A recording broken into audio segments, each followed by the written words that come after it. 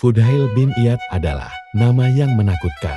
Di wilayah antara Merv dan Bala, ia adalah perampok terkenal di wilayah Khurasan yang kerap menghadang kafilah. Namun, di balik reputasi buruknya, ia sebenarnya adalah seorang lelaki yang gelisah dan mencari arti hidup. Di suatu malam, saat ia akan melakukan aksinya, Fudail memanjat dinding rumah dengan sigap. Dari dalam rumah, terdengar suara musafir membaca ayat Al-Quran. Ayat yang dibaca, "Tidakkah datang waktunya bagi orang-orang yang beriman untuk tunduk hati mereka mengingat Allah?" Quran Surat Al-Hadid ayat 16. Fudail terkejut dan berbicara sendiri. Ayat ini, seolah Allah sedang berbicara kepadaku. Sudahkah waktunya bagiku untuk bertaubat setelah mendengar ayat Al-Quran ini? Fudail tertegun dan mengurungkan niatnya. Di hari yang lain, beberapa hafilah berjalan, melewati jalan sempit di antara lembah. Suara gemerisik di daunan membuat mereka gelisah. "Kenapa engkau berhenti?" sahut seorang musafir.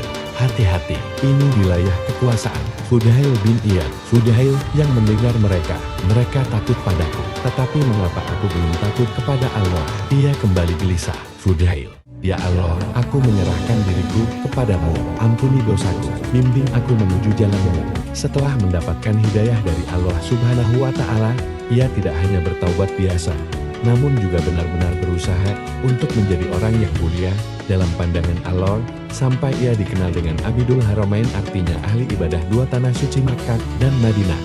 Ia benar-benar belajar dengan keras untuk mendalami ilmu agama.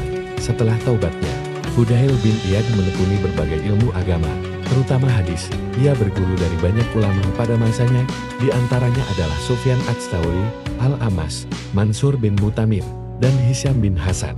Pada akhirnya, ia dikenal sebagai pakar ilmu hadis dan memiliki banyak sanad.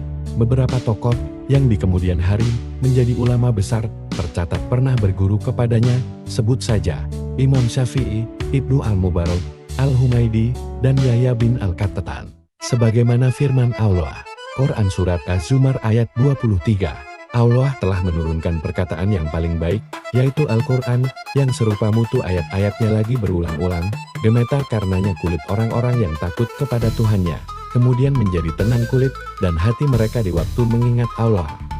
Itulah petunjuk Allah. Dengan kitab itu, Dia menunjuki siapa yang dikehendakinya. Dan barang siapa yang disesatkan Allah, niscaya tak ada baginya seorang pemimpin pun.